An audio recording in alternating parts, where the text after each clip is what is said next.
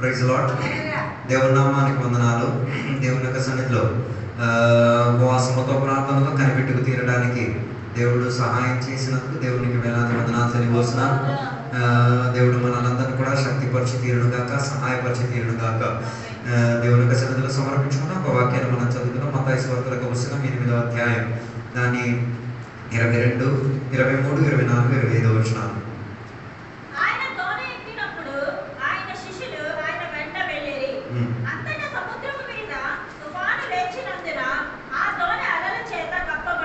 Praise lord. ఇక్కడ చదివిన ఈ వాక్య భాగం మనందరికీ కూడా సుపరిచితమైన ఒక వాక్య భాగం అనే నేను నమ్ముచున్నాను. కానీ ఈ పగటి వేళ దేవుడు మనతో మాట్లాడి తీరేందుగా దేవుని యొక్క సన్నిధిలో స్థిరం కలిగిన మనస్తత్వంతో దేవుని యొక్క సన్నిధిలో మనం కూర్చుందాం. మనం దేవుని యొక్క ఈ పగటి వేళ దేవుడు మనకు మాట్లాడి తీరేందుగా దేవుని యొక్క సన్నిధిలో మనసును మనం పెట్టుకుని ఉందాం. ఇక్కడ చదివిన ఈ వాక్య భాగం మన అందరికీ సుపరిచితమైన ఒక వాక్య భాగమే. యేసయ్య తన శిష్యులతో కలిసి పరిచర్య చేసిన పరిచర్య కాల తరగతిలో యేసయ్య ఒక ఓడ ప్రయాణంలో వెళ్ళిన ఒక విషయము అక్కడ రాయబడినట్టుగా మనకు అక్కడ కనబడుతున్నది. చాలా మంది దేవుని బిడ్డలకు ఇప్పుడు కూడా తెలియట్లేదు మనం కూడా ఒక ప్రయాణంలో ఉన్నామని. మరి మీరు ఎటు మీ ప్రయాణం ఉందో ఈ పగటి వేళ మీరు వివేచించి తీరాలి. కొందరు ఒక ప్రయాణం లోకం వైపు, లోకాసల వైపు, పాపం వైపు ఉన్నప్పుడు, కొందరి ప్రయాణం ఆత్మీకత వైపు, ఆరాధన వైపు, దేవుని వైపు, ఆత్మీక స్థితిగతి వైపు ఉంటున్నట్టుగా మనకి కనబడుతున్నది. అలాగైతే మీరు ఏ పక్కకి ప్రయాణం అయి తిరుగుతున్నారో ఈ పగటి వేళ ఒకసారి పరిశోధించుకు తీరాలి. ఇక్కడ రాయబడిన ఈ వాక్య భాగంలో కూడా రెండు రీతి కలిగిన ప్రయాణం జరుగుతున్నట్టుగా మనకి కనబడుతుంది. ఒకటి పడవ ఎక్కడికి ప్రయాణం అవుతున్నది, అందరికీ వెళ్ళే ప్రయాణం అయి తిరుగుతున్నది. ఆ పడవలో రెండు రీతి కలిగిన మనుషులు ఉన్నారు. రెండు రీతి, ఒకటి యేసయ్య అని చెప్పి తీరచ్చు, రెండోదిగా యేసయ్యతో ఉన్న శిష్యులు. వారు ఎక్కడికి ప్రయాణం అయి తీరుతున్నారో వారికి అర్థం కాలేని ఒక స్థితిగతి అక్కడ చదివినట్టుగా మనకి కనబడుతున్నది. యేసయ్య ప్రయాణం అవుతున్నారు, ఎక్కడికి వెళ్తున్నారో ఆయనకి తెలుసు. ఈ పగటి వేళ నేను నీకు అడిగే ఒక మాట, నువ్వు ఈ లోకములో ఈ భూమిలో జీవించినప్పుడు ఎటు ప్రయాణం అవుతున్నావో నీకు అవగాహన లేకపోతే క్రైస్తవ జీవితం జీవించలేవు, ఆత్మీకతలో నేను నిలకడతం కలగలేవు. చాలా మందికి ఇప్పుడు కూడా తెలియదు ఎటు నేను ప్రయాణం అయి తీరుతున్నాను. ఆయనకి ఏ శిష్యులాగే ఉన్నారు. ప్రయాణం యేసయ్య చెప్పారు, మీరే ఏం చేయని అందరికి బయలుదేరండి. కానీ వారికి అప్పుడు కూడా తెలియట్లేదు మేము అందరికి చేరుతామా లేదా అన్నది కూడా వారికి తెలియట్లేదు. చాలా మంది యొక్క దేవుని బిడ్డల యొక్క పరిస్థితి కూడా ఇలాగే. ఆరాధన చేస్తున్నారు, గొప్ప నివాసం మాట్లాడేస్తున్నారు, సస్తే పరలోకానికి వెళ్తారా లేదా తెలియదు. కారణం ఏంటిది? వాళ్ళకి తెలియదు వారి గమ్యం ఏంటిదో. కానీ అక్కడ చదివిన వాక్య భాగంలో మనం చూడగలిగి తీరితే 24వ వచనం చెప్తున్నది, ఆ పడవలో యేసయ్య ఎక్కారు, శిష్యులు ఎక్కారు. కానీ యేసయ్య ఎక్కిన వెంటనే ఆయనకి ఏమొచ్చి తీరింది? నిద్ర వచ్చి తీరింది. ఎందుకు ఒక మనిషికి నిద్ర వచ్చి తీరేది? మనం అందరం అనుకున్న మాట్లాడాలి, అదొక కారణం అని మనం నాకు అర్థం కాదు. పడవ ఎక్కేసే వెంటనే నిద్ర వచ్చేస్తుందా? పడవ ఎక్కితే వెంటనే నిద్ర వచ్చే ఛాన్స్ లేదు. కానీ నిద్ర ఆయన యేసయ్యకి వచ్చింది అంటే యేసయ్యకి గమ్యం తెలుసు, అవతలకి గమ్యం తెలియదు. ఎప్పుడు యేసయ్య పడుకున్నారని రాస్తుంది. 24వ వచనం ఒకసారి చదవండి.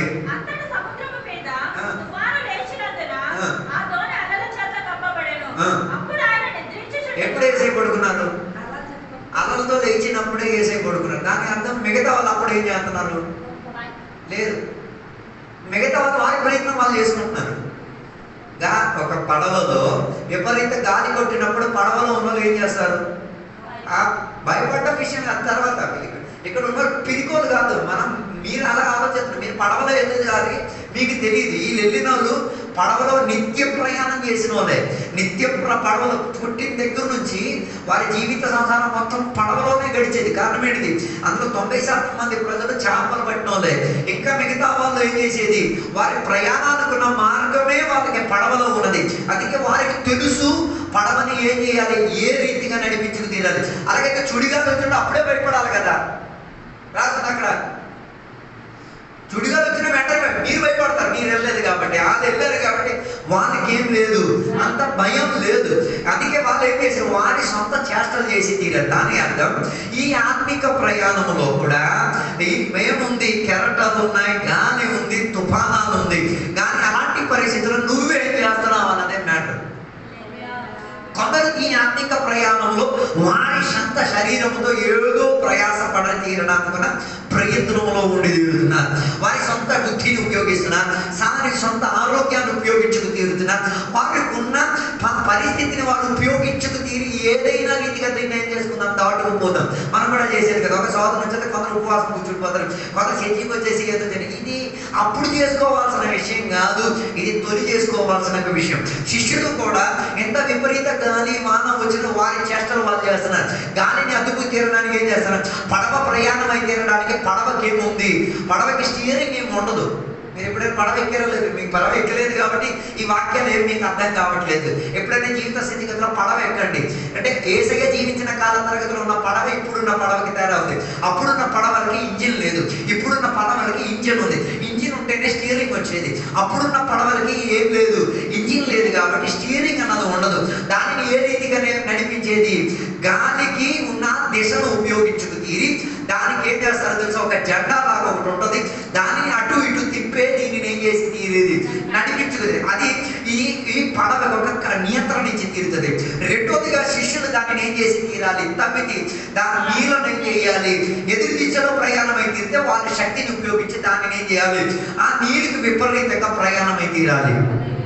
దాని అర్థం వాళ్ళకి ఒకటి జెండాలాగా ఒక స్తంభం ఉంది, దానిని కొందరు పట్టుకు తీరాలి. ఇంకా కొందరు ఏం చేయాలి? ఆ సముద్రంలో వారికి ఉన్న కొన్ని ప్లేట్లు ఉన్నాయి, ఆ ప్లేట్లతో ఏం చేయాలి? నీళ్లను వెనక్కి తప్పి పడవని ఏం చేయాలి? ముందుకు నడిపించుకు తీరాలి. అలాంటి ఒక ప్రయత్నంతో వీరున్నారు. కానీ యేసయ్య మాత్రం ఏమీ చేయకుండా ఏం చేశారు? శుభ్రంగా పడుకొని ఉన్నారు. యేసయ్యని వాళ్ళు ఏం చేయలేదు, ఏ రీతిగా పాలింపు చేయడానికి లేకపోతే సహాయం చేసి తీరడానికి అడిగి తీరలేదు. ఈ కాలంలో కూడా అందరికీ ఏం కావాలి? సహాయం కావాలి. సహాయం లేకపోతే ఏ చేయరు, ఏ పని చేయరు. అందుకే ఈ కంప్లైంట్ చెప్పేవాళ్ళు ఎప్పుడు మీరు చూడండి, అయ్యో నేను అది చేశాను, ఇది చేశాను. దాని అర్థం వాడు ఇండైరెక్ట్గా సందేశం చెప్తున్నాడు, వాడు ఎవడో రాలేదు, నేను ఒక్కటే చేశాను. చేయాల్సిన పని ఒక్కడవే చేసి తీరడానికి ఉన్న స్థితిగతి ఇక్కడ యేసయ్య మనకి నేర్పింది. అందుకే యేసయ్య పడవ ఎక్కగానే ఆయన ఏం చేయలేదు, ఏ పని చేయకుండా ఆయన పడుకుని పోయారు. నేను చెప్పి రావడానికి ఉన్న ఉద్దేశం, నీ ప్రయాణంలో నీ బుద్ధి, శక్తి, సామర్థ్యం ఏమై తీరదు, ఏ రీతి కలిగిన బలం, శక్తి, ఆరోగ్యం ఇచ్చి తీరదు. అందుకే చాలా మంది వారి బుద్ధితో ఏం చేస్తారు? ఆత్మీయతను నడిపించాలని కోరుచున్నారు. అందుకే కదా కొందరు ఆరాధన నడిపించేది వారి సొంత బుద్ధితో. ఆరాధన నీ బుద్ధితో నడిపించేది కదా, దానికి ఆత్మస్పందన కావాలి. అందుకే బైబిల్ చెప్పే మాట, ఆరాధనలో ఏముండితే ఆత్మ తాకిడి ఉండి తీరాలి. నీ ఆరాధనలో ఆత్మ తాకిడి లేకపోతే చిత్ర గారు పాడింది నీరు పాడిందంటే ఏ పెద్ద తేడా ఏం లేదు. ఆమె పాట పాడుతుంది, ప్రోగ్రాంలో వాళ్ళు పాడుతున్నారు, మనము పాడుతున్నాం, మన వల్ల ఏం లేదు, ఏ ప్రభావం లేదు. అది ఆత్మలో ఉన్న పాట అయి తీరితే ఆత్మ తాకిడి వచ్చి తీరుతుంది, ఆత్మలో కన్నీరు వచ్చి తీరుతుంది, ఆత్మలో పశ్చాత్తాపం వచ్చి తీరుతుంది, ఆత్మలో దేవుడి తట్టు వెతికి తీరడానికి మనసు కలిగి వచ్చి తీరుతుంది. అందుకే సొంత బుద్ధితో చేస్తే ఏముండదు, అది ఒక ప్రోగ్రామ్ గా మారిపోయి తీరుతుంది. అందుకే ఈ కాలంలో ఉన్న ఆదివారం కోటాలు మీరు చూడండి, సోమవారం కోటాలు మీరు చూడండి, లేకపోతే గృహ కోడికలు అన్నీ ఒక ప్రోగ్రామ్ కింద మారిపోయింది. ఒక్క ఆరాధన కూటంలో ఎవడూ లేచి వారి పాపం గురించి చెప్పట్లేదు. వారి జీవితంలో జరిగిన ఆ పాపం దేవుడు తాకాడు అన్నది వాళ్ళకి ఏం చేయట్లేదు, సాక్ష్యం చెప్పే విధానం లేదు, ఒక కన్నీరు లేదు, ఏం లేదు, ఒక పశ్చాత్తాపం. మనలో వాక్యం విని తర్వాత ఒక్క చొక్క కన్నీరు రావట్లేదు, ఒక పశ్చాత్తాపం లేదు. నేను ఈ వాక్య వ్యతిరేకతగా జీవిస్తున్నాను అన్న భావం. దాని అర్థం వారి సొంత ప్రయత్నంతో బుద్ధితో చేసి తీరుతున్నాను. దాని అర్థం అంత చేసాక నువ్వేం చేయలేవు, ఏమీ సాధించని తీరలేవు. శిష్యులకి కూడా ఇదే పరిస్థితి. వారికి తెలుసు యేసయ్య చెప్పారు అద్దరికి వెళ్ళి తీరాలి, కానీ అద్దరికి వెళ్ళి తీరే ఉన్న ప్రయత్నంలో నీ బుద్ధి, నీ శక్తి, నీ సామర్థ్యం ఏమీ వర్తించి తీరదు. అందుకే ఇక్కడ చేసిన వారి బుద్ధి శక్తిని మొత్తం ఉపయోగించి వారు ఏం చేయలేకపోయేసరికి ఎవరిని లేపారు? యేసయ్యను లేపాల్సిన పరిస్థితి వచ్చింది. ఎందుకు యేసయ్యను లేపాల్సిన పరిస్థితి ఉంది? వీరి వల్ల మరి కాలేదు కాబట్టి.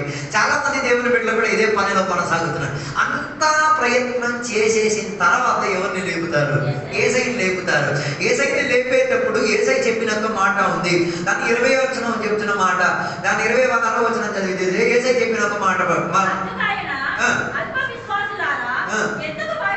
దాని అర్థం వీళ్ళు ఏముంది? భయం ఉంది. భయం ఎవరిచ్చింది కాదు, దేవుడు ఇచ్చింది కాదు. ప్రకటన గ్రంథం ఇంటికి వచ్చింది, పిలికోలు దేవుడి రాజ్యం ఏం చేయదు, ప్రవేశించలేదు. నీ లోపల ఒక్క చొక్క పిరికితనం ఉన్నా నువ్వేం చేయలేవు, వెళ్ళవు, పరలోకానికి వెళ్ళలేవు. 100% షూర్. ప్రకటన గ్రంథం సూపర్. ఎంతమంది వెళ్తారో అది మీరు వివేచించండి. మీకు మనసాక్షితో మీరు వివేచించుకొని మీ క్రమం చేసుకోండి. దాని అర్థం పిరికితనం. ఏం శిష్యుల్లో పిరికితనం ఉండేది కదా, శిష్యుల్లో కూడా పిరికితనం ఉంది. ఎప్పుడు దేవునికి ఎరిగేటప్పుడు, దేవునితో తిరిగేటప్పుడు పిరికితనం. అందుకే కదా పేతురు ఆ యేసయ్యను పట్టుకోవడానికి చూడండి, కత్తి తీసింది దేనికి? పిరికితనంతో ఉండబట్టి ఆయన కత్తి చేశాడు, నరకడానికి ఉన్న ప్రయత్నం చేసి తీరాడు. దాని అర్థం పిరికితనంతో ఉన్న చేష్ట ఏమై తీరింది? మార్కోస్ అని చెప్పిన దాసుడికి ఏమైతే వేదన కల్పించే ఒక విధానం అయి తీరింది. దానికి అర్థం పిరికితనం ఉండి తీరుతుంది, భయం వచ్చి తీరుతుంది. దాని అర్థం భయాన్ని ఎదిరించుకు తీరడానికి ఏం కావాలి? మనకి దేవుని యొక్క సహాయం మనకి కావాలి. అందుకే పరిశుద్ధాత్మ వచ్చిన తర్వాత శిష్యుల లోపల భయం వెళ్ళిపోయి తీరింది. కొందరిలో పరిశుద్ధాత్మ రాలేదు కాబట్టి ఇప్పుడు కూడా ఏం వ్యాపరించి తీరుతుంది? పిరికి ఆత్మ వ్యాపరించి తీరుతున్నది. యేసయ్య ఇచ్చిన ఆత్మ స్వాతంత్ర ఆత్మ, యేసయ్య ఇచ్చిన ఆత్మ ప్రేమ ఆత్మ, యేసయ్య ఇచ్చిన ఆత్మ కాడిని ఎరగొట్టే ఆత్మ, యేసయ్య ఇచ్చిన ఆత్మ నీ జీవిత గమ్యాన్ని సరిపరిచిన ఆత్మ, యేసయ్య ఇచ్చిన ఆత్మ నీ జీవితాన్ని ఏం చేసేది? దేవుడితో కల్పించే ఆత్మ. పిరికితనానికి మనం ఏం చేయకూడదు? చోటించుకు తీరదు. పిరికితనానికి ఉన్న లక్షణం ఎవరిది? సాతానది. అలాగే తీరిది నీ గమ్యానికి ఎప్పుడు ఏమై తీరవచ్చు? సాతాను ఎదిరించి తీరొచ్చు. సాతాను పిరికితనాన్ని తీసుకొచ్చేది. పిరికితనం వచ్చేటప్పుడు ఏం చేయాలి? గద్దించగలిగే మనస్తత్వం అండి తీరాలి. అందుకే యేసయ్య ఈ పిరికి వాళ్ళని చూసి యేసయ్య ఏం చేశారు? గద్దించారు. యేసయ్య గద్దించినప్పుడు ఎవరెవరి కోసం గద్దించారు తెలుసా? ఒకటి శిష్యుల పిరికాత్మని గద్దించారు, రెండోది ఎవరిని గద్దించారు? ఆ పరిస్థితిని తీసుకొచ్చిన వాతావరణాన్ని గద్దించి తీరారు. ఇవేమి జరగకపోవడానికి ఉన్న కారణం ఏంటి తెలుసా? వారిలో ఏం లేదు, అల్ప విశ్వాసం కూడా వారిలో లేదు. కాబట్టి చాలా మందిలో ఏం లేదు, విశ్వాసం లేదు.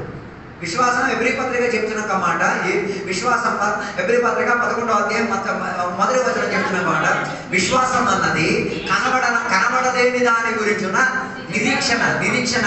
అది నిజ స్వరూపంగా మన కంటికి కనబడుతున్నదని. దాని అర్థం ఏంటి? మీకు కనబడలేదు, దేవుడు మీకు కనబడలేదు. దేవుడిని మీరేం చేయలేదు, చూడలేదు, కనబడలేదు. మీరు చూసారు లేదు నాకు తెలియదు. దేవుని బిడ్డలు ఎవరు కూడా దేవుడిని ఏం చేయలేదు, చూడలేదు. కానీ చూడలేని దేవుని పైన నీవేం చేసుకోగలిగి తీరేది? పూర్తిగా విశ్వాసం పెట్టుకోగలిగి తీరేది. దాని అర్థం ఆ దేవుడు నాకు సహాయకుడు, ఆ దేవుడు నన్ను ఏం చేసి తీరాడు, ఈ లోకములో సంరక్షణ కలిగే ఒక జీవితాన్ని జీవించుకోగలిగి తీరు. అందుకే ఎబ్రీ పత్రిక 11వ అధ్యాయం మొత్తం మనం చదవగలిగి తీరితే విశ్వాసం గురించి ఉన్న శ్రేష్టత గురించి ఉన్న వర్ణన మనకు అక్కడ కనబడుతున్నట్టుగా మనకు కనబడి తీరుతున్నది. ఆ విశ్వాసం అన్నది కొందరికి ఎలాగించి తీరింది? కొందరికి బుద్ధిగా మారి తీరింది, కొందరికి శక్తిగా మారి తీరింది, కొందరికి దేవుడు మంచితనం చేసే విధానంగా ఏమై తీరింది? మారి తీరింది. అది ఆ విశ్వాసం యొక్క పట్టికను మనం హేబేలు నుంచి మనం ఏం చేయొచ్చు? ప్రారంభించుకొని మనం చదివి తీరొచ్చు. దాని అర్థం హేబేలు ఎవరిని చూడలేదు, దేవుడిని చూడలే, కానీ దేవుడిని ఏం చేశాడు? విశ్వసించాడు.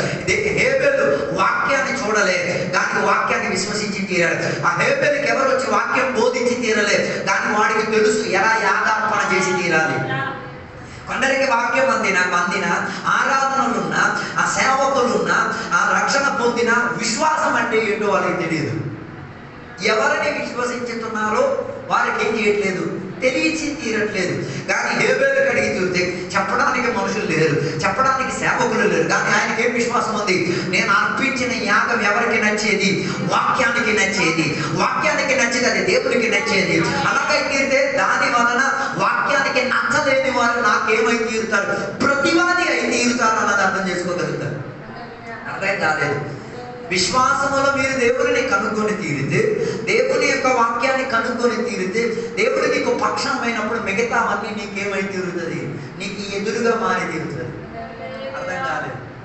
లోకం నీకు ఎదురైతే, లోకంలో ఉన్న ప్రజలు నీకు ఎదురు, సాతాను నీకు ఎదురైపోతాడు, సాంప్రదాయాలు నీకు ఎదురై తీరుతుంది. హేబేలు అన్నీ ఎదురై తీరింది, కానీ అప్పటికి కూడా ఆయన ఏం చేయలేదు? దేవుని యొక్క వాక్యానికి అనుకూలత చెందే విధానంగా మారి తీరాడు. దాని అర్థం విశ్వాసం దేనికి మనకి ఇచ్చింది? వాక్యానికి అనుకూలంగా మారి తీరడానికి, దేవునికి అనుకూలంగా మారి తీరడానికి. దాని అర్థం ఈ శిష్యుల యొక్క ప్రయాణం కూడా దేవునికి అనుకూలత చెందే విధానంగా లేదు. వారి బుద్ధి శక్తితో ఏదో ప్రయత్నం చేసి తీరు, కానీ చివరికి వారి వల్ల ఏం కాలేదు, ఏమీ కాలేకపోయింది. అందుకే నేను చెప్పి రావడానికి అన్నమాట, ఈ విశ్వాసములో నీవేమై తీరాలి? దేవుని కనుక్కోగలిగి తీరాలి, వాక్యము కనుక్కోగలిగి తీరాలి, వాక్యం రీతిగా జీవితాన్ని ఏం చేయాలి? క్రమపరచుకోగలిగి తీరాలి. క్రమపరచలేకపోతే నీ విశ్వాసం రోజుకి రోజు ఏమై తీరుతుంది? తగ్గి చివరికి అపనమ్మకం చెందే వ్యక్తిగా మారి తీరొచ్చు. దాని అర్థం అల్ప విశ్వాసం వచ్చి తీరిందంటే వాళ్ళ లోపల ఏం వచ్చినట్టు? సందేహం వచ్చి తీరినట్టు. బైబిల్ చెప్తున్నమాట, రోమాపత్రిక 8:23 చెప్తున్నమాట, సందేహించుచున్నవాడు పాపం చేయుచున్నాడు. If you doubt you are sinning. దానికి ఏం పరిహారం? అర్థం కాలేదనుకోండి. సందేహించేవాడు పాపం చేస్తున్నాడు అని బైబిల్ చెప్తున్నాడు. అప్పుడు దానికి ఏం చేయాలి? దానికి యేసయ్య సిలువలో మరణిస్తే వర్కౌట్ అవ్వదు. దాంట్లో మనం చేయాల్సిన పని, ఏ విషయం సందేహించావు దానిని విశ్వాసం ద్వారా కట్టాలి. అర్థం కాలేదు. దేనిని నీవు సందేహబద్ధముతో సంపాదించావు దానిని నీవేం చేయాలి? విశ్వాసముతో ఏం చేయాలి? సంపాదించుకోగలిగింది. రోమాపత్రిక 8 ఒకసారి చదవండి. 8:23 అనుకుంటా లాస్ట్ వాక్యం. ఏది విశ్వాస మూలం కానిది అది పాపం. సారీ 10 అనుకుంటా.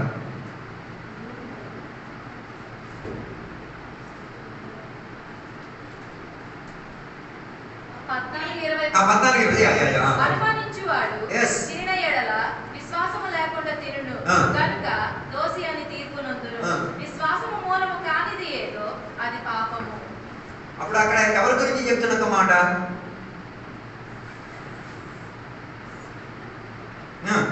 14 ఎవరి గురించి చెప్తున్నమాట? ఆదామవ్వల గురించి చెప్తున్న మాట. వారు ఏం చేశారు? విశ్వాసం లేకుండా ఏం చేశారు? ఒకసారి మాట చూడండి. అనుమానించువాడు తినని యెడల విశ్వాసము లేకుండా తిరును కనుక దోషి అని తీర్పు నందును. ఎవరి గురించి చెప్తున్న మాట? ఆదామవ్వల గురించి చెప్తున్న మాట. వారు ఎవరిని అనుమానించారు? దేవుడిని అనుమానించారు. దేవుడిని నమ్మలేకపోయారు. దేవుడిని నమ్మకుండా అనుమానించకుండా వాళ్ళు ఏం చేశారు? అపనమ్మకంతో ఏం చేశారు? తిన్నారు. ఇప్పుడు వారు ఆ పాపం నుంచి విడుదల పొందాలంటే ఏం చేయాలి?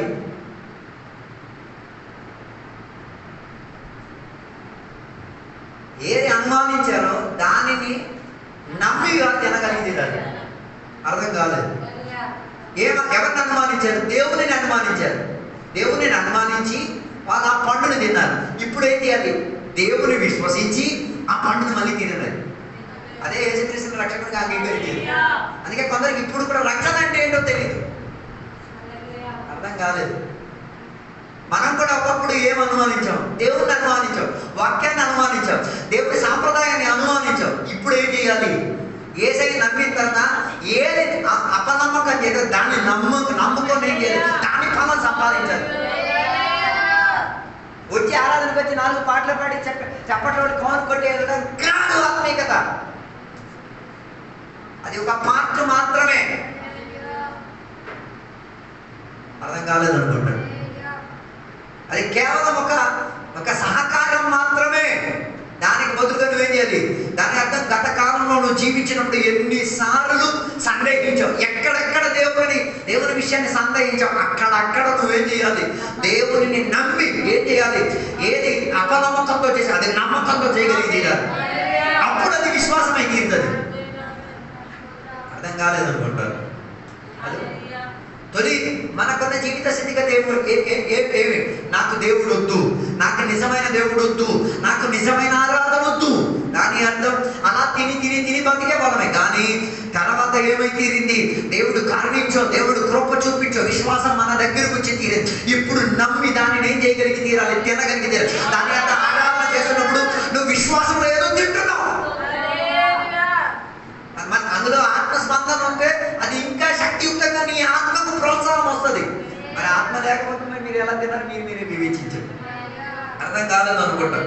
అందుకే నేను చెప్పినప్పుడు అనుకున్న ఉద్దేశం, విశ్వాసం మనకు అప్పగించినది ఏం చేయాలి? దాని ద్వారా ఏదైనా తినగలిగి తీరాలి. అది అక్కడ చెప్పిన మాట. విశ్వాసము కానిదేదో అది పాపం. అలాగైతే నీ ఆరాధన విశ్వాసంతో ఉన్నదా? నీ ఇచ్చుపుచ్చు విషయం విశ్వాసంతో కూడినదా? నువ్వు జీవించేది విశ్వాసంతో కూడినదా? నీ వ్యాపారం ఇదేమి కాలేకపోతే ఇప్పుడు కూడా నువ్వు దోషివే. ఇప్పుడు కూడా నీలో పాపం కేకేస్తుంది. అర్థం కాలేదు అనుకుంటా. దానికి యేసయ్య వచ్చే చేయుడు నువ్వే చేసుకోవాలి. దానికోసమే మనకి కోటాలన్నీ ఇచ్చింది. దాని అర్థం ఏమైతే అన్ని విశ్వాసానికి ఆధారంగా మారి తీరాలి. అలాగైతే మత్తయి సువార్తలో మనం చదివిన 8వ అధ్యాయంలో కూడా వారి జీవిత స్థితిగతి కూడా అన్ని దేనికై ఉండి తీరేది? విశ్వాసానికి ఆధారం కాకుండా ఉండేది, దేవునికి ఆధారం కాకుండా ఉండేది. అందుకే కదా విశ్వాసం చెందిన దేవుని యొక్క బిడ్డలు ఒక పడవ నడిపిన, ఒక పని చేసిన దానిలో ఏముండి తీరాలి? విశ్వాసం ఉండి తీరాలి. దానిలో దేవుని యొక్క సహకారం ఉండి తీరాలి, దేవుని యొక్క తోడు ఉండి తీరాలి, దేవుని యొక్క సామర్థ్యం ఉండి తీరాలి, దేవుని యొక్క సహాయం ఉండి తీరాలి. దేవుని సహాయం లేకుండా మనం ఏమీ సాధించలేము. అందుకే యేసయ్య తన శిష్యులకు ఆ ప్రయాణంలో తీసుకెళ్లి తీరింది. దేవుడు తీసుకెళ్లి వారికి చెప్పిన మాట, మీలో ఉన్నది విశ్వాసం కాదు, నీలో ఉన్నది అల్పము కలిగే ఉన్న ఒక విశ్వాసం. ఆ అల్ప విశ్వాసంతో ఏం జరిగింది? సముద్రం కూడా దాటలేదు. ఏముండి తీరాలి? ఎదుగుదల పొందే విశ్వాసం మనకి కావాలి. అల్ప విశ్వాసం బైబిల్ మనకి ప్రోత్సహించి అల్ప విశ్వాసం ఉండి తీరితే ఆవగింజంతున్న ఏం చేయొచ్చు? విస్తారత చెంది తీరదు. లోకంలో నీకేదో దొరకవచ్చు, అక్కడికి వెళ్ళు. అర్థం కాదు. ఆవగింజంత విశ్వాసం ఉంటే పర్వతం కింద వస్తుంది రాస్తా ఏమవుతుంది? భూమిలో నీకేం దొరుకుతుంది? నీ పరిస్థితికి పరిహారం దొరికింది. నువ్వు పర్వతంకి వెళ్తావు అన్నది ఏం లేదు. మనం ఎలాగో ఆపోజిట్ చేసిన వాక్యాన్ని ఆవగింజంత విషయం నో. ఆవగింజంత దాని అర్థం లోకంలో జీవించినప్పుడు లోకంలో ఉన్న పరిస్థితి దాటుకు తీరడానికి ఏం దొరికితే చాలు, కాస్త విశ్వాసం దొరికితే చాలు. విశ్వాసం పరిపక్వత పొందలేకపోతే అక్కడికి వెళ్ళి అర్థం కాలేదు అనుకుంటున్నా. అందుకే కదా బైబిల్ చెప్తున్న మాట, ఒక ఆమె వచ్చి ఏసై దగ్గర ఏసయ్యన్న అపనమ్మకంగా స్టే చేయండి. అందరూ అలా ప్రార్థన చేస్తున్నారు.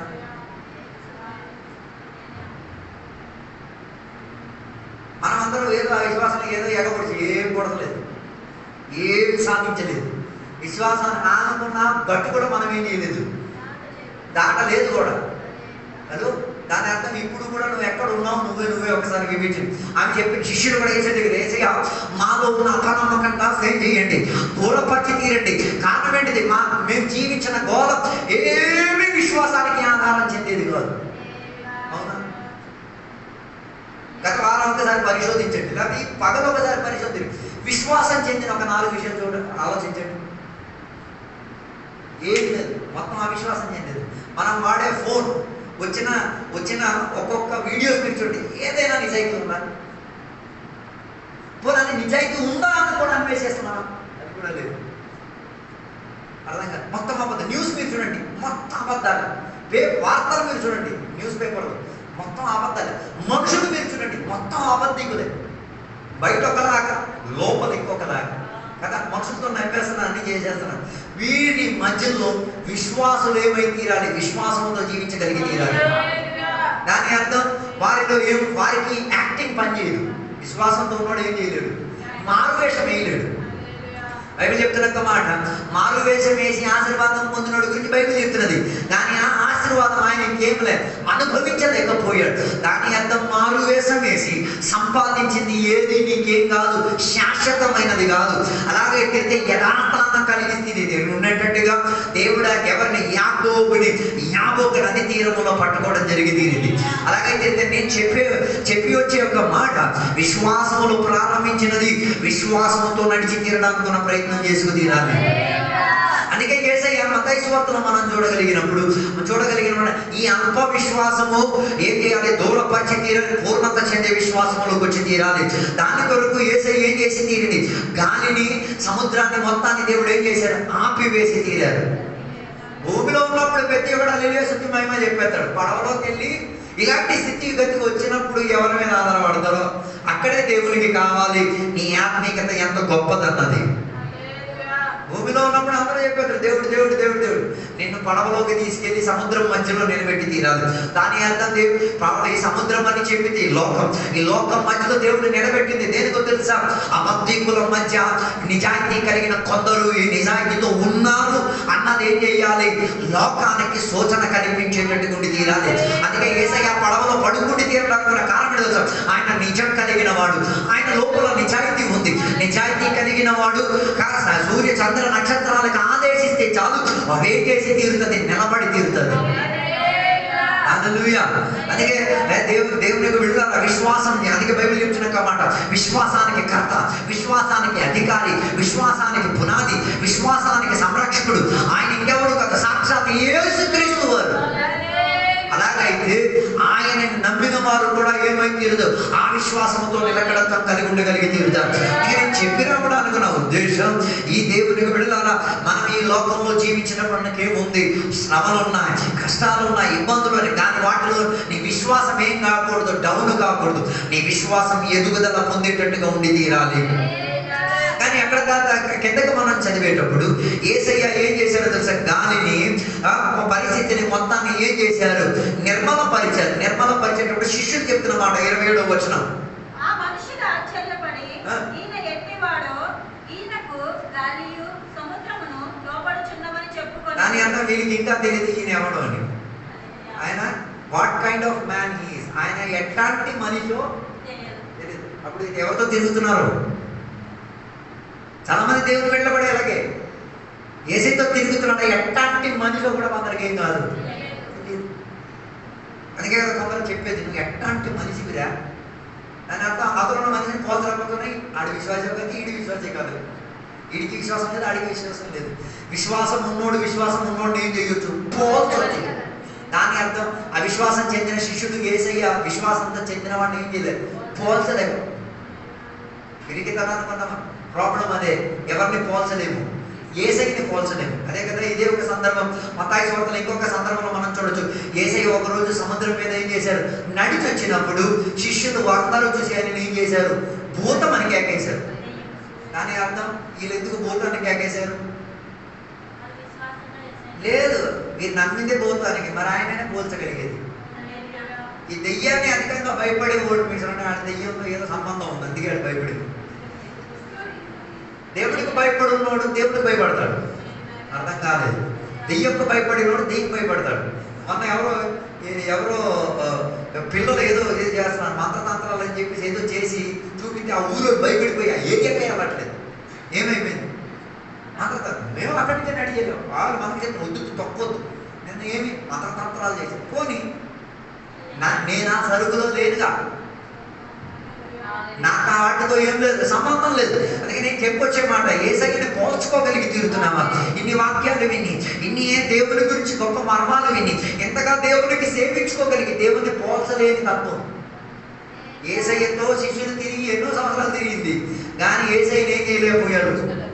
సముద్రంలో ఉన్నప్పుడు అందరూ పోల్చారు, భూమిలో ఉన్నప్పుడు అందరూ పోల్చేస్తారు, అద్భుతాలు చేసినప్పుడు దేవుడు అందరినీ పోల్చేస్తారు. కానీ స్థితిగతి ఇంకా ఏమీ అదృశ్యంగా కనబడి తీరినప్పుడు, ఆ పరిస్థితులు ఏమి నీకు అనుకూలం లేనప్పుడు యేసయ్యని నీవు ఏ రీతిగా కనుక్కోగలిగి తీరేది? దాని అర్థం యేసయ్య ఎట్లాంటి వాడు అన్నది వీరికి ఏం కాలేదు, అర్థం కాలేదు. దాని అర్థం విశ్వాసంలో ఎదుగుదల లేకపోతే యేసయ్య ఎట్లాంటి వాడు కూడా ఏం చేయలేవు, పోల్చుకోలేదు. అందుకే కదా అబ్రహాం ఇంటికి యేసయ్య వచ్చి ఆయనతో మాట్లాడిన సంభాషణలో ఆయన ఎవరిని పోల్చుకోగలిగి తీరాడు, యేసయ్య అన్నది పోల్చుకోగలిగి తీరాడు. ఎవరు ఆయనకి చెప్పలే, కానీ తన లోపల ఉన్న ఆత్మీక స్పర్శన ఆయనకి బోధించి తీరింది. ఈ ముగ్గురులో ఒకడు యేసయ్యే. అందుకే ఆయనతో మాత్రం ఆయన మాట్లాడుకొని ఉండి తీరాడు. మిగతా వాళ్ళిద్దరు ఎక్కడికి బయలుదేరారు? ఎక్కడ బయలుదేరారు? సొదొమ గొమొర్రా పట్టణానికి బయలుదేరారు. యేసయ్య ఎందుకు వెళ్ళలేదు? ఎలాగెళ్ళగలిగేది? పోల్చి అబ్రహాం యేసయ్యని పోల్చాడు కాబట్టి ఆయన వదలడు కూడా. అర్థం కాలేదు. దీనికన్నా ఇంకా క్లారిటీకి ఎలా వాక్యం బోధించాలో నాకు అర్థం కావట్లేదు. యేసయ్య ముగ్గురులో ఒకడిగా వచ్చి వారి ఆయన మధ్యలోకి వచ్చిన ఆయనతో సంభాషించుకుని తర్వాత మనకు అక్కడ కనబడట్లేదు యేసయ్య ఏమయ్యారు, అబ్రహాం ఏం చేస్తున్నాడు, ఏం రాలేదు. దాని అర్థం ఒక సహవాసంలోకి వారు ఇద్దరు వచ్చేసారు, ఒక ఐక్యతలోకి దేవుడు వచ్చేసి తీరారు. దాని అర్థం ఇంకా యేసయ్య నువ్వు నన్ను విడిచిపెట్టదు, నన్ను బలపరచుదేవా, నా విశ్వాసంలో ఉన్న లోటుపాట్లను చూపించుదేవా, నా జీవిత స్థితిగతులో విశ్వాసంలో ఎక్కడ భంగం వచ్చిందో దానిని సరిపరచుదేవా అని చెప్పి ఆయన యేసయ్యతో కలిసి ఏం చేశాడు, ఒక అనుబంధంలోకి వచ్చింది. మిగతా దేవదూతలు ఇద్దరు ఎక్కడికి బయలుదేరారు? ఆ సొదొమ గొమొర్రా పట్టణానికి కనిపించే నాశనానికి బయలుదేరి తీరారు. యేసయ్య అక్కడికి వెళ్ళలేదు. కారణం ఏంటిది? యేసయ్యకి అనుబంధం విశ్వాసం ఉన్నోడుతో. విశ్వాసం లేనోడితో యేసయ్యకి ఏ రీతి కలిగిన అనుబంధం లేదు. అందుకే నేను చెప్పి రావడానికి ఉన్న ఉద్దేశం, యేసయ్య విశ్వాసానికి కరెక్ట్ అయి తీరితే నిజంగా నీకు యేసయ్యతో అనుబంధం ఉందా? యేసయ్యతో అనుబంధం ఉందో లేదో తెలిసి తీరడానికి లూకాసు వార్తల పుస్తకం 19వ అధ్యాయానికి వచ్చినప్పుడు మనం చూసి తీరొచ్చు. సక్కయ్య చెప్పిన ఒక మనిషిని, ఆయనకి యేసయ్యతో ఏ రీతి కలిగిన అనుబంధం లేదు, కానీ తనకి యేసయ్య అనుబంధం ఇచ్చుకు తీరడానికి యేసయ్య ఏం చేశాడో తెలుసా? ఆ చెట్టు కింద వచ్చి జక్కయ్యని ఏం చేసి తీరారు? కిందకి దింపించారు. కిందకి దింపించిన తర్వాత యేసయ్య ఆయనతో మాట్లాడుతున్న ఒక మాట అక్కడ ఉంది. అక్కడ బైబిల్ చెప్తున్న ఒక మాట 5వ వచనం 19వ అధ్యాయం. జక్కయ్య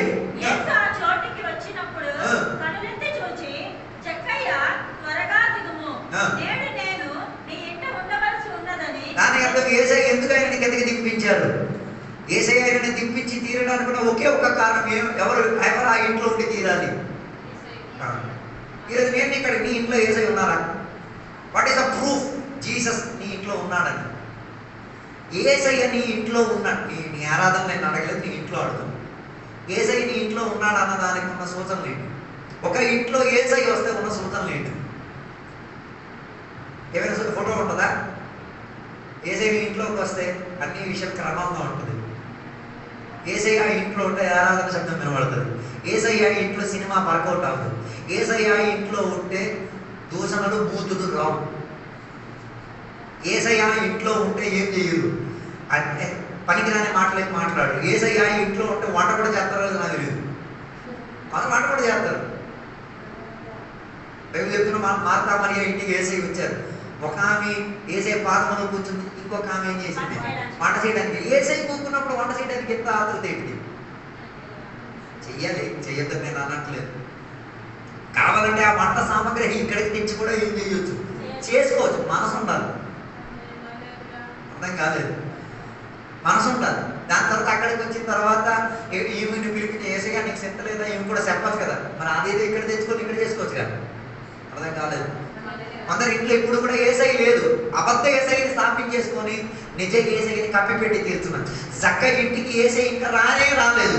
రాకుండానే యేసయ్య చెప్తున్నాను, మన నీ ఇంటికి నేనేమై తీరాలి, వచ్చి తీరాలి. యేసయ్య ఇంటికి వచ్చి తీరాలంటే ఇల్లు నేను చేసుకుని తీరాలి, శుభ్రపరచుకు తీరాలి. అందుకే 6వ వచనం చెప్తున్న మాట, యేసయ్యని ఆనందంతో ఏం చేశాడు? దిగి. దాని అర్థం యేసయ్య ఇంట్లో ఉంటారు, ఏముంటది? ఆ తిన్న ఆహారంలో సంతోషం ఉంటుంది. వాళ్ళు వేదన పడుతున్న వేదనలో సంతోషం ఉంటుంది. అది జీవితం. ఆ ఇంటికి వెళ్ళి కూర్చుంటే చాలు సంతోష వాతావరణం వ్యాపరిస్తాయి. కొన్ని ఇళ్లలోకి వెళ్ళండి, కొన్ని ఇళ్లలోకి వెళ్తే కొన్ని తలనొప్పులు వచ్చేస్తాయి. కొన్ని ఇళ్లలోకి వెళ్తే ఏముండదు. దాని ఆ ఇంట్లో ఎవరు లేరు, యేసయ్య లేరు. కానీ జక్కయ్య ఇంటికి యేసయ్య ఆహ్వానించినప్పుడు ఆయనకి ఏమొచ్చింది? ఆనందం వచ్చింది. 7వ వచనం చెప్తున్న మాట, 7వ వచనంలో చెప్తున్న మాట మీరు చూడండి.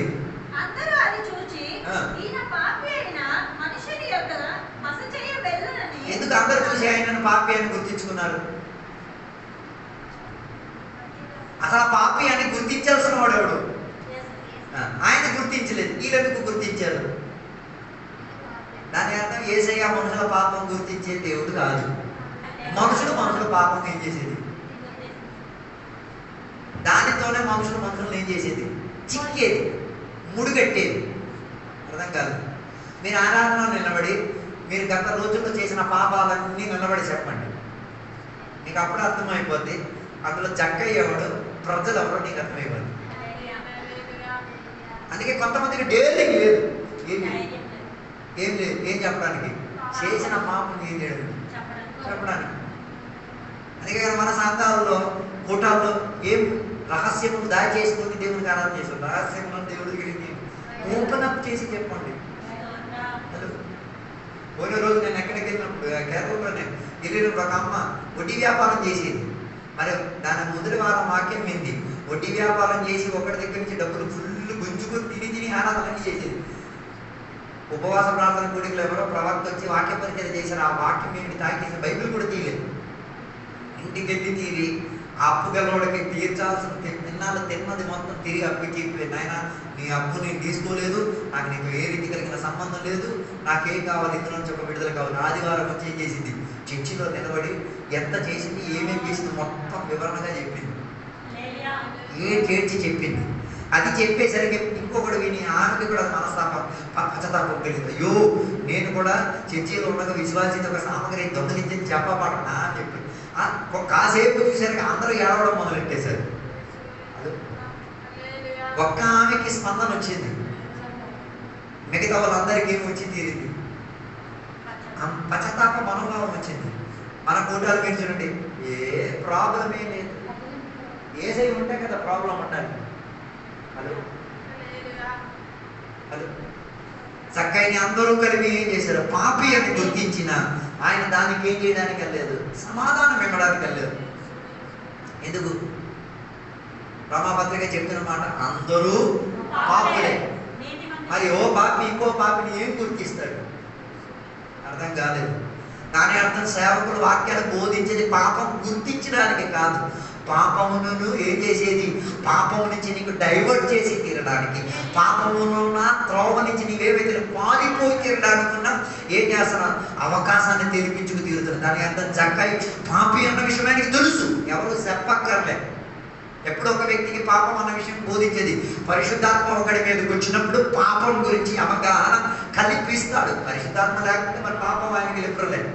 ఏ పాపం చేసిన ఏసే దేవుడు ఏసే క్షమించాడు, ఏసే రక్తం చిలుకు రక్తం, ఆ రక్తం ఈ రక్తం అని చెప్పేసి తిరుగుతాడు తప్ప యథార్థ పాపి ఏం చేసుకు తీరుతాడు? పాపంని ఎవరు గుర్తించి తీరిన దాని గురించి ఏం చేయడానికి, ఏంటి హైలైట్ చేయడానికి వెళ్ళి తీరడు. అందుకే కొందరికి పాపం గుర్తించి తీరడం ఎవరు రావాలి? ప్రవక్త రావాలి. ప్రవక్త వచ్చి తల మీద చేయాలి, చెప్తే తప్ప. మరి ఆ చర్చికి ప్రవక్త ఎవరూ రాలేదు అనుకో, మరి వీడు అలాగే సంసారం చేస్తాడు. ఎందుకు ఈ ప్రజలు ఈయనని పాపి అని గుర్తించారు? కారణం ఏంటిది? ఈ జక్కయ్యకి దొరికిన భాగ్యం వారికి దొరకలేదు. వారి ఇంటికి యేసయ్య ఏం చేయలేదు, గెస్ట్గా వెళ్ళలేదు. ఇదే ప్రాబ్లం. నీ ఇంట్లో యేసయ్య గెస్ట్గా ఉండి నీ తోటి విశ్వాస ఇంటికి యేసయ్య గెస్ట్గా వెళ్ళతాడు, నేను పుడుతాడు. సకల నీతి కలిగిన దుర్నీతి ప్రయోగిస్తాడు. అర్థం కాదు. నీ ఇంట్లో యేసయ్య ఉన్నాడు అన్నది తెలిస్తే నీ ఇంట్లో యేసయ్య లేకుండా ఉండి చేయడానికి అందరూ ఏం చేస్తారు?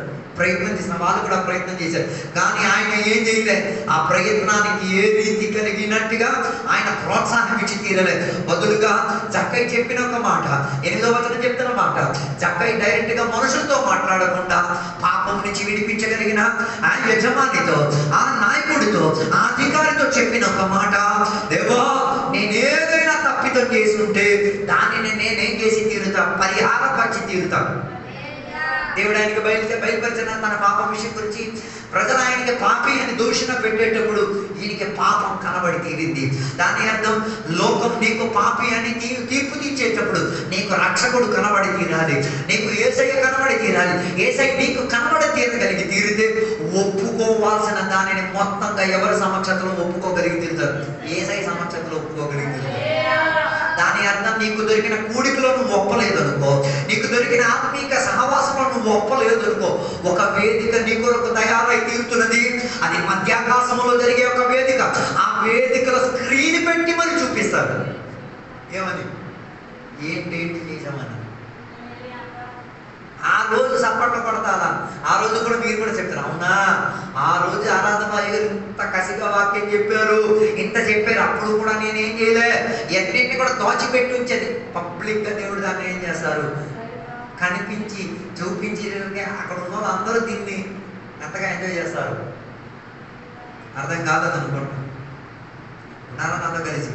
అందుకే బైబిల్ చెప్తున్న మాట, పాపం ఒప్పుకున్నవాడు దేవుని దగ్గర నుంచి దీవెనలు పొందుకుంటాడు, వర్ధనలోకి రాగలిగి తీరుతాడు. ఈ పగటి వేళ ఒప్పుకునే వాళ్ళగా మారి తీరాలి. ఒప్పుకో. దేవుని యొక్క సన్నిధిలో దేవునికి ఉన్న ఒక ప్రత్యేకత ఏంటో తెలుసు? ఆయన సర్వాంతర్యామి, సకల విషయం గురించి అవగాహన కలిగిన వాడు, ప్రతి చోట్ల ఉండగలిగిన వాడు, ప్రతి విషయం గురించి తనకు అవగాహన ఉంది. ఆయన ఉద్దేశించేది ఏంటో తెలుసా? ఆయనకి తెలిసింది నువ్వేం చేయాలి? ఒప్పుకొని వదులుకోగలిగి తీరాలి. నేను చెప్పినా ఉంటాను, యేసయ్య నీ ఇంటికి రావాలంటే నీ ఇల్లుని నీవేం చేసుకు తీరాలి? సుఖపరచుకోగలిగి తీరాలి. చక్కగా ఇంటికి యేసయ్య వెళ్తున్నానని విన్నప్పుడే ప్రజలకి అంత మనోవేదన కలిగి తీరేది. చక్కగా యేసయ్య ఇంటికి వచ్చి రాక మునిపే తన జీవిత స్థితిగతులు అన్నింటినీ ఆయన ఏం చేసుకున్నాడు? సరిపరచుకు తీరాడు. సరిపరచుకు తీరి ఆయన చెప్తున్న ఒక మాట ఉంది, నేను అన్యాయం చేసింది, నేను దూషించింది, నేను చేసినవన్నింటినీ నేనేం చేసి తీరుతా? పరిహారం పరిచి తీరుతా. ఎప్పుడు? ఎప్పుడు? యేసయ్యతో. అర్థం కాలేదు. కొందరు మారు మనసు కాదు, నేను ఎప్పుడు తెలగొట్టేస్తాను. కొందరు రక్షణ పొంది విశ్వాసమేనా నిజంగా కాదో మీకు తెలియబోద్ది. ఉదాహరణకు మీరు రక్షణ పొందక ముందు ఒకరికి హత్య చేశారు అనుకోండి, ఆ కేసులో నుంచి మీరు తప్పిపోయారు, చేయలేదు చేశారు అనుకోండి, రక్షణ పొందిన తర్వాత, మారు మనసు వచ్చిన తర్వాత వెళ్ళి ఎంతమంది దేవుని బిడ్డలు ఉన్నారు, యేసయ్యకి తోడు పెట్టుకెళ్ళి ఆ ఇంటికి వెళ్ళి మీ తోటి సహోదరిని చంపింది నేనే, ఆ రోజు నేను తప్పుకోబడ్డాను, ఇప్పుడు మీరు పోలీస్ కేసు వేయండి, ఏదైనా చేయండి, నేను రెడీగా ఉన్నాను. లేదు నాకు తెలియట్లేదు. అప్పుడు మీరు చెప్పారు, మీరు ఎవరికి సంపలేదు. మత్తయి సువార్త 6వ అధ్యాయం ఇంటికి వెళ్ళి చదవండి. అక్కడ బైబిల్ చెప్తున్న మాట, నీ సొంత సహోదరుని నువ్వు సులకనగా చూస్తే దాని అర్థం నువ్వేం చేస్తావు? You killed him. ఎన్నిసార్లు నీ తోటి సహోదరుడు పని చేయకపోతే సులకం చూసావు, ఆయన చంపేసి ఇక్కడికి వచ్చి ఆయన ప్రజలు మనం చెప్తున్నాం. ప్రజలు అందరూ ధైర్యం. హలో లేదా? చంపేశామండి. ఇప్పుడు ఏం చేయాలి? మారు మనసు వచ్చిన వాడైతే, విశ్వాసం కలిగిన వాడైతే, రే ఆ రోజు నేను చుమకగా చూసి నేను ఏం చేశాను చెప్పాను. ఒకరోజు లక్ష్మమ్మ ఎక్కడ నిలబడి సాక్ష్యం చెప్పింది. ఎంతమంది అది పట్టించుకున్నారో లేదు, నేను మాత్రం దాన్ని గమనించాను, పట్టించాను. నాకు అర్థమైంది, లేదు నేను కూడా నా జీవితంలో ఏం చేయాలి, సరి చేసుకోవాల్సిన వస్తువు నేను సరి చేసుకుని తీరాలి. ఆమె ఎక్కడి నుంచి చర్చి శుక్రవారం కూటమి అయిన తర్వాత బయలుదేరి అక్కడికి వెళ్ళింది. తోటి విశ్వాసం గురించి ఏదో సొలకగా ఆలోచించి బయలుదేరి పడిపోయింది. పడిపోయిన తర్వాత పడిపోయిన కాడ ఆమెకు గుర్తొచ్చింది, అయ్యో నేను సొలకగా చూడడం, ఇది నాకు హత్య చేశాను. ఆదివారం ఆమె ఏం చేసింది సాక్ష్యం, నేను ఆ విశ్వాసం హత్య చేశాను. హత్య చేసేటప్పుడు దేవుడు నాకు కింద పడేసి బోధించారు, నువ్వు హత్య చేసావురా, ఆమెను చిలకను చూసి హత్య చేశావు. ఇది యేసయ్య ఉంటేనే జరిగింది. యేసయ్య ఏమంటారు? నన్ను కలిసి అర్థం కాలేదు అనుకుంటా. అది యేసయ్యతోనే పాసిబుల్. యేసయ్య లేకపోతే మనం ఏం చేయలేం. పాసిబుల్ సార్, మనం హత్య చేసిన వాళ్ళమే. సొంత సహోదరుని పట్ల చులకగా చూస్తే తప్పై తీరితే, సొంత సహోదరుని గురించి ఎన్ని మాటలు మనం మాట్లాడాం, ఎంత మాత్రం ఆయనని చంపేసి తీరాం. దాని అర్థం ఆయనని చంపేసి ఎన్ని బల్లాలను తినేసి ప్రయోజనం ఏముండదు, ఎన్ని కూడికలట్టంటే ఉండి ప్రయోజనం ఏముండదు. యేసయ్య నీతో ఉండడం అర్థం. ఈ పగటి మీద ఒకసారి పరిశోధించండి, యేసయ్య వాస్తవంగా ఉన్నాడా?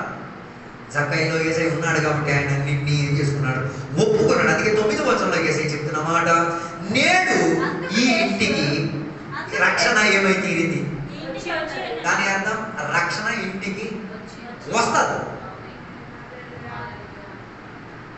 ఇంటికంటే ఆ ఇల్లు రక్షింపబడిందనా? దాని అర్థం జక్కయ్యలో ఉన్న రక్షణ తన పిల్లల్లోకి వచ్చింది, తన భార్యలోకి వచ్చింది, తన కుటుంబ సభ్యుల మొత్తంలోకి ఏమైంది. ఈరోజు నేను మీకు అడుగుతున్న మాట, నువ్వు యేసయ్యను రక్షకునిగా నమ్మి అంగీకరించి ఎంతమంది నీ మూలంగా విశ్వాసంలోకి వచ్చారు? ప్రశ్న అర్థం కాలేదు. రాలేదంటే యేసయ్య నీ ఇంటికి రాలేదు.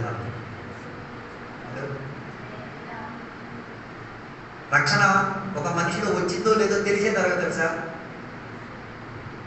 చీమకు కూడా అర్థమవుతుంది. ఎలా? తొలి చీమను చూస్తే ఏం చేసేవాడు? చంపేసే మనిషి చీమను కూడా ఏం చేయడానికి బతికించడానికి అవకాశం వస్తుంది. కారణం ఏంటిది? దాని ప్రాణం తీయడానికి నేనేం కాదు, నేను యోగ్యుడిని కాను అన్నది ఏమైతే గుర్తు వస్తుంది. కాబట్టి ఆ ప్రాణానికి హక్కుదారు ఎవడు? దేవుడు. అలాగైతే నీ ప్రార్థన అది కూడా ఒప్పుతావు. ఏమని? నేను నా జీవిని నేనేం చేశాను, చంపితే. మనం ఎన్ని కోళ్ళు నరికితే నా ఏ ప్రార్థన లేదు. తినేది మనకి ఒక ప్రార్థన, ఒక దేవా దీన్ని శుద్ధిపతి చేయాలి. దేవుడు కోళ్ళని జంతువులను మనకు ఆహారం కింద ఇచ్చారు, ఇవ్వలేదని. ఆ ఇచ్చేటప్పుడు ఆ కృతజ్ఞత చెప్పట్లు ఏం గుర్తుకు రావాలి? దేవుడు నాకు ఇచ్చాడు కాబట్టి నేను తింటున్నాను. దాని అర్థం అక్కడ కూడా ఎవరి మీద ఆశ్రయం ఉండి తీరాలి, దైవాశ్రయం ఉండి తీరాలి. దాని అర్థం యేసయ్య నీ ఇంటికి వస్తే నీ ఇల్లు ఏమై తీరుతుంది? నీ ఇల్లు రక్షణ పొందిన ఇల్లుగా మారి తీరుతుంది, రక్షణకి ఆధారం చెందే విధానంగా మారి తీరుతుంది. అందుకే కదా యోహాను సువార్తల పుస్తకం 4వ అధ్యాయంలో ఒక స్త్రీ గురించి మనకు బైబిల్ అక్కడ చెప్తున్నది. ఆ స్త్రీ ఆ నగరంలో ఎన్ని గంటలకి నీళ్లు కొలాయి దగ్గర నీళ్ళు తీసుకోవడానికి వెళ్ళింది. మధ్యాహ్నం వేళ ఏం చేసి తీరింది? ఎవరి అభ్యంతరం లేకుండా, ఎవరితో మాట్లాడకుండా, ఎవరితో ఏ రీతి కలిగిన సహవాసం పెట్టకుండా ఒంటరిగా ఏం చేసి తీరింది? నీళ్లు తోడుకోవడానికి వెళ్ళింది. ఎవరు నాకు అక్కర్లేదు, ఎవరు నాతో మాట్లాడక్కర్లేదు, ఎవరు నా విషయం గురించి ఏం చేయట్లేదు, పరామర్శించట్లేదు, అక్కర్లేదని చెప్పి ఒంటరిగా వచ్చింది. కానీ ఆ మధ్యాహ్నం వేళ ఎవరు వచ్చారు? తేజోమయుడైన దేవుడు, శక్తినిచ్చుకోగలిగిన దేవుడు, పాపములను గుర్తించుకోగలిగిన దేవుడు, నీతిని విషయం గురించి బోధించిన దేవుడు, నీ జీవితాన్ని సరిపరుచుకు తీరడానికి మన ఆతృత కలిగి ఉన్న యేసయ్య బావి దగ్గరికి వచ్చి కూర్చొని ఆమెతో యేసయ్య ఏం చేశారు? మాట్లాడి తీరారు. ఆ మాట్లాడిన మాటల్లో ఆమె యేసయ్యతో చాలా విషయాలు మాట్లాడింది. యేసయ్య కూడా ఆమెకి ఏం చేశారు? చాలా విషయాలు బోధించి తీరారు. వాటన్నింటిలో ఆమెకు ఒక విషయం అర్థమై తీరింది. ఏంటిది?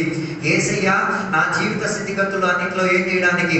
మార్పు చెందించి తీరడానికి వచ్చిన వాడు అన్నదానికి ఏమై తీరింది? అర్థమై తీరింది. అలాగే తీరింది. పగటి వేళ యేసయ్య నీ దగ్గరికి వచ్చి తీరితే నీకేం అర్థమై తీరాలి? యేసయ్య నిన్ను సహాయపరిచి తీరిన వాడు అన్నది అర్థమై తీరాలి. అది అక్కడ చదివితే మనం చూడదు. యోహాను సువార్త 4వ అధ్యాయంలో చూడగలిగి తీరితే ఆమెతో మాట్లాడి మాట్లాడి మాట్లాడి ఆ యేసయ్య ఆమెకి చివరికి అన్ని బోధించిన తర్వాత, ఆమె పాప విషయాలన్నింటినీ కూడా బోధించిన తర్వాత ఆమెని ఏం చేశారు? పంపించారు. పంపించిన ఆమె ఊరిలోకి వెళ్ళి ఆ ఊరు మొత్తం ఏమై తీరింది? రక్షణ పొందిన విధానంగా మారి తీరింది. 39వ వచనం ఒకసారి చదవండి.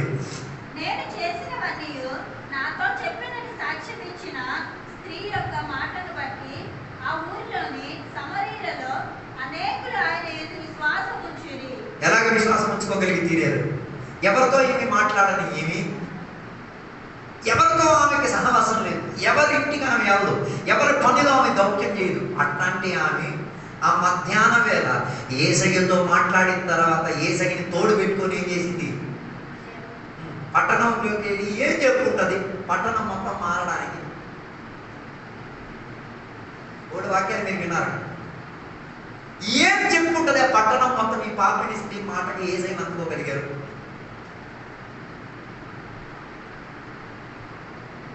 ఏదో ఒకటి చెప్పాలి కదా. ఏదో ఒకటి చెప్పకపోతే ఊరోళ్ళు నమ్మరు కదా. దాని చరిత్ర గురించి మొత్తం ఎవరికి అవగాహన ఉంది? ఊరోళ్ళందరికీ అవగాహన ఉంది. ఆమె ఊరిలోకి వెళ్ళి ఏం చెప్పుకుంటుంది? ఏదో ఒకటి చెప్పాలి కదా. ఆమె ఊరిలోకి వెళ్ళి ఫస్ట్ ఇంటి నుంచి లాస్ట్ ఇంటి వరకు అందరి దగ్గరికి సారీ చెప్పింది. ఏం సారీ చెప్పింది? అమ్మా, నీ ఇంట్లో పలానా దొంగతనం చేసింది నేనే, నీ ఇంట్లో పలానా వస్తా ఎరగొట్టింది నేనే, నీ ఇంట్లో హత్య చేసింది నేనే, నీ ఇంట్లో చేసింది అని అడుగుంటారు. ఎందుకు నువ్వేమని చెప్తున్నావు? యేసయ్య పక్కన ఉన్నాడు, ఆయన ఉండబట్టి నేను ఒప్పలేకపోతే దౌర్భాగ్య జీవితం జీవించగలిగి తీరేది. ఆయన ఒప్పించి తీరడానికి నా దగ్గరికి వచ్చాడు. ప్రతి ఇంటికి వెళ్ళి ఫస్ట్ ఇంటికి వెళ్ళినప్పుడు ఆ ఇంట్లోకి సారీ చెప్పి, సెకండ్ ఇంట్లోకి వెళ్ళిన ఆ ఇంట్లో మళ్ళీ ఈమె మళ్ళీ నిజంగానే వెళ్తుంటా, ఇది నాటకమా, ఇది ఉత్తుతే చెప్పే మాట, బోకు మాట తెలియాలి కదా. వీళ్ళు వెనక రావడం మొదలెట్టారు. సెకండ్ మూడో ఇంటికి వెళ్ళినప్పుడు రెండో ఇంటి కొడుకోడు. అలాగా మొత్తం ఊరో ఏం చేశారు? నిజంగా ఈమెలో మార్పు వచ్చిందా? నిజంగా ఈమె విశ్వాసానికి హక్కుదారు? నిజంగా ఈమెలో పెరిగితనం పోయిందో? నిజంగా ఈమె హత్య చేసిరు? క్రైస్తవ మండలికి వచ్చి చప్పట్లు కొట్టి నాలుగు పాటలు పాడేది ఎండ కాదు. ప్రజలకు ఆతృత కలిగింది, నిజంగా నీలో మార్పు వచ్చిందా అని. నిజంగా నీలో విశ్వాసం ఉన్నది, ప్రజలకు ఏమై తీరాలి? అర్థమై తీరాలి. అలాగా ఈమెం చేసి తీరిందో ఈ విపరీత గుంపుని ఎక్కడికి తీసుకొచ్చింది? యేసయ్య దగ్గరికి తీసుకొచ్చింది. మొత్తం ప్రజలకి సారీ చెప్పేసి ఎక్కడికి తీసుకొచ్చింది? ఎందుకు యేసయ్య దగ్గరికి తీసుకొచ్చింది? నేను సారీ చెప్పాగా, ఇక ఆయన సారీ చెప్పించేటప్పుడు నువ్వు చెప్పు. అర్థం కాలేదు. నేను పాపానికి క్షమాపణ పొంది తీరా, ఇక నీ పాపానికి పరిహారం కావాలంటే ఆయనకి అర్థం కాలేదనుకోండి. దానివలన ఏమై తీరింది? ఆ ఊరు మొత్తం ఆ ఒక్క రోజులో ఏమై తీరింది? రక్షణ పొందగలిగి తీరింది. అలాగైతే కొన్ని ఊర్లో రక్షణ పొంది తీరాలంటే మనం ఒప్పాల్సింది ఒప్పాలి. మనం అంగీకరించాల్సింది ఏం చేయాలి? అంగీకరించి తీరాలి. అందుకే నేను మత్తయి సువార్తలోనే చేయలేను. అక్కడ శిష్యులకు దేవుడు ఒప్పించి తీరడానికి, ఏం ఒప్పించి తీరడానికి? నేను నాతో కలిసి తిరుగుతున్నారే, నేను యేసయ్యన్నది కూడా మీకేం కాదు, అర్థం కాదు, కాలేదన్నది బోధించి తీరడానికి యేసయ్య అక్కడికి పంపించారు. ఎవడి తిండి తిని, ఎవడితో సహవాసం చేసి, ఎవడితో జీవితం జీవించిన ఆయన ఎవడో కూడా శిష్యులకేం కాలేదు. దాని అర్థం అంత మాత్రం కూడా ఆయన మీద ఏం లేదు. అప్పుడు వాళ్ళు ఎందుకు వేసి వెనకట్లు తిరిగారు?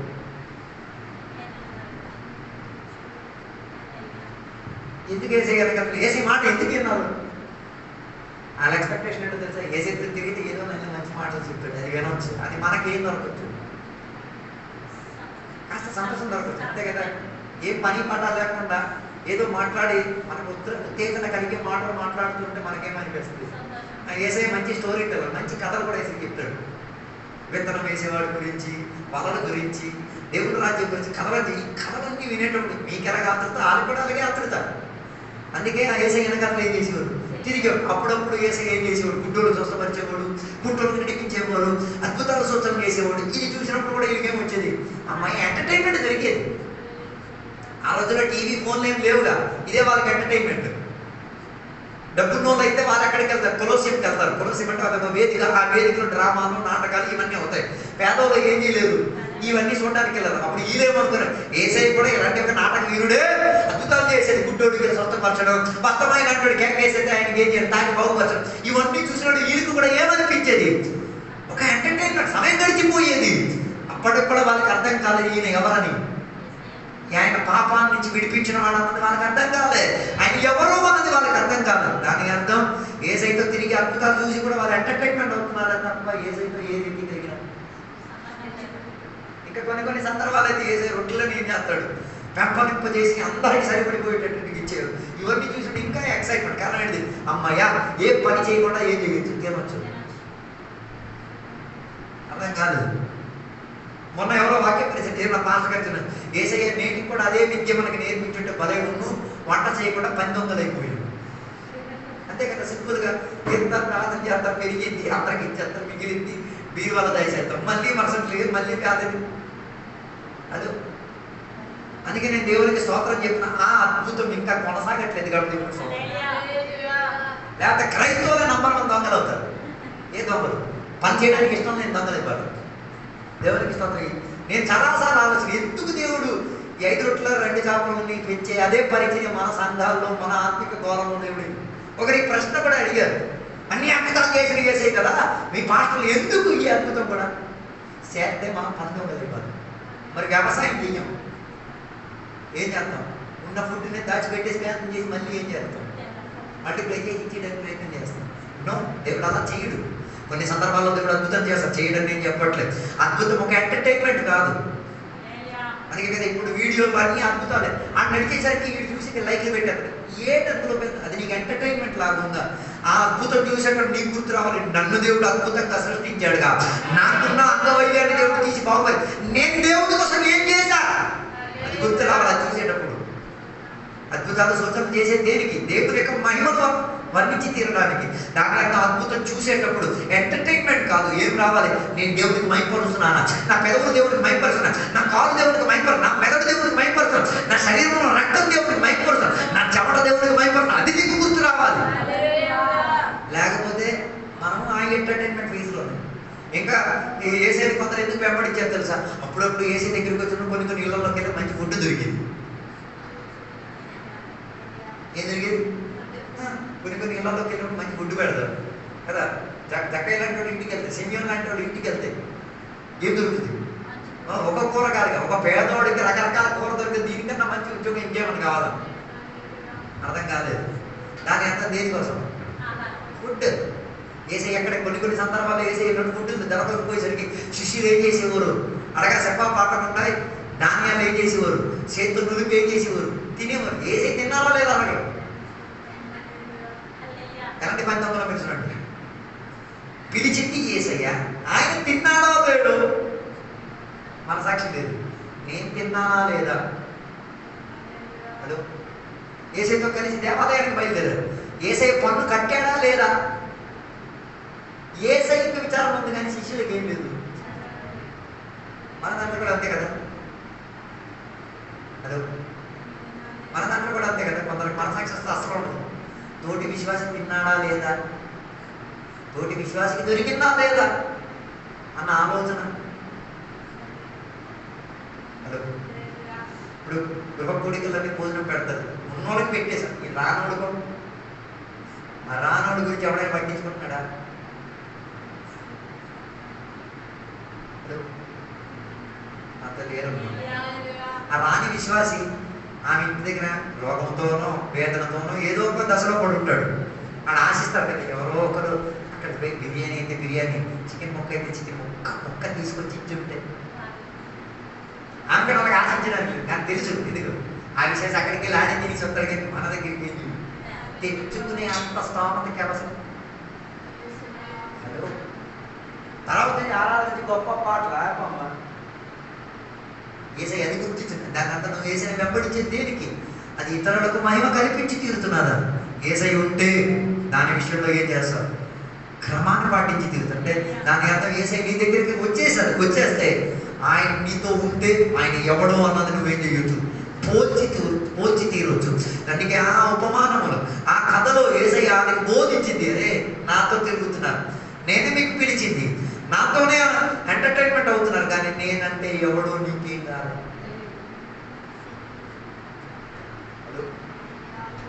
ఏసై దగ్గర నుంచి తిని ఏసయ్యని తోడు పెట్టుకొని ఏసయ్య పాఠాలు నేర్చుకుంటే ఏసై అంటే ఎవడో,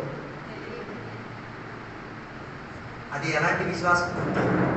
అందుకే పగటి వల్ల నీకు అడుగుతున్నమాట, ఏసైని బాగా ఏం చేయాలి? పోల్చుకు తీరాలి, అర్థం చేసుకు తీరాలి. లేకపోతే నీ విశ్వాసానికి ఏమొచ్చి తీరుతుంది? భంగం వచ్చి తీరుతుంది. కానీ గొప్ప విషయం ఏంటో తెలుసా? ఏసై అంటే ఎవరో తెలిసినా తెలియకపోయినా ఏసై మాత్రం వీరిని అందరికీ చేర్చారు. ఇది అందరికీ చేయించారు, అర్థం చేయించి తీరడానికి. ఇక్కడ ఎలాగో నీకు సహాయపడి తీరారు. ఇక్కడి నుంచి పరలోకానికి ఉన్న ప్రయాణం నువ్వు చూసుకోవాలి. అందుకే ఉపవాస ప్రార్థన కూడికలు నీ పరలోక యాత్రకున్న ప్రయాణాన్ని నువ్వే వ్యక్తిపరంగా ఏం చేయి? పరిశోధించుకొని చూసుకో. పరిశోధించుకొని చూడగలిగి తీరితే అక్కడ కనబడి తీరచ్చు. లేకపోతే లోకంలో ఏదో అద్భుతం పొందానని చెప్పడానికో, లేకపోతే తిన్నాను దేవుడితో నడిచానని చెప్పడానికే మిగిలిపోయేదే తప్ప దానికి మించింది ఉండి తీరదు. దాని అర్థం ఈ లోకంలో విశ్వాసాన్ని మనం ఏం చేయాలి? వృద్ధి చేసుకోవడానికి ఉన్న ప్రయత్నం చేసుకు తీరాలి. విశ్వాసం వృద్ధి చేయాలంటే ఏసైని పోల్చగలిగి తీరాలి, ఏసైతో నీకు అనుబంధం ఉండి తీరాలి, ఏసైతో నువ్వు నడవగలిగి తీరాలి, ఏసైతో నువ్వు ఒప్పుకోగలిగి తీరాలి. అలాగే తీరితే ఈ ప్రయాణం సుఖకరంగా మారి తీరుతుంది. అందుకే దేవునికి సన్నిధిలో సమర్పించుకున్నాం, ప్రార్థన చేసుకున్నాం. పరిశుద్ధ మహోన్నత దేవానికి వందనాలు తెలియవస్తున్నాం. ఈ పగటి వేళ దేవుని సన్నిధిలో మేము కనిపెట్టుకు తీరి దేవ, ఈ పగటి వేళ నీ వాక్యాంశాల నుంచి మేము వినగలిగి తీరా. ఏసయ్య మా తోడుగా ఉండి కూడా ఏసైని మేము పోల్చుకోలేని సందర్భాలు, ఏసైని మేము అర్థం చేసుకోలేని స్థితిగతి, ఏసయ్యను దేవా మేము గుర్తించలేని స్థితిగతులు మా జీవితాల్లో బోల్డ్ ఉన్నాయి. ఈ పగటి వేళ ఒప్పుకుంటున్నామయ్యా దేవా, ఒప్పుకు తీరి మన విడుదలను పొందుకు తీరి విశ్వాసంలో ఎదుగుదల పొంది ముందుకు కొనసాగడానికి సహాయపరచండి. దానికి ఉపవాసం అయితే ఉపవాసం, ప్రార్థన అయితే ప్రార్థన, ఒప్పుకోవాల్సిన విధానం అయితే ఒప్పుకోవాల్సిన, సహవాసం అయితే సహవాసం, మారు మనసు అయితే మారు మనసు, రక్షణ అయితే రక్షణ, ఏది కావాలో దానిని స్థిరపరిచి తీరేతలుగా దేవా సహాయపరచండి. మా ఇళ్లలో యేసయ్యను ఉన్నట్ట, మా ఇంట్లో యేసయ్యను ఉండి తీరితే అందరూ రక్షణ పొంది తీరేటట్టుగా సౌకర్యం సదుపాయాలు దయచేసి నడిపించి తీరినందుకు దేవానికి స్తోత్రం. అదే రీతిగా మేము ప్రార్థన చేసిన సకల విషయంలో గొప్ప అద్భుత కార్యాలను జరిపించి నడిపించుకు తీరుతున్నందుకు దేవానికి స్తోత్రం. దీవెనలతో నింపినందుకు దేవానికి స్తోత్రం, సహాయపరిచినందుకు దేవానికి స్తోత్రం. యేసు నామములో అడిగి వేడుకున్న పరమ తండ్రి, ఆమేన్. తండ్రి యొక్క కుమారుని పరిశుద్ధాత్మక సహవాసం ఎప్పుడు వెళ్ళప్పుడు ఇక్కడికి వచ్చిన సద్భక్తులతో దేవా నీ రెండో రాకడ వరకు తోడగిందును గాక. ఆమేన్. యేసు రక్తమే జయం, యేసే వాక్యమే జయం, యేసే నామమే సంపూర్ణ విజయం కలుగును గాక. ఆమేన్. అందరికీ వందనాలు. దేవుడు అందరిని దీవించును గాక.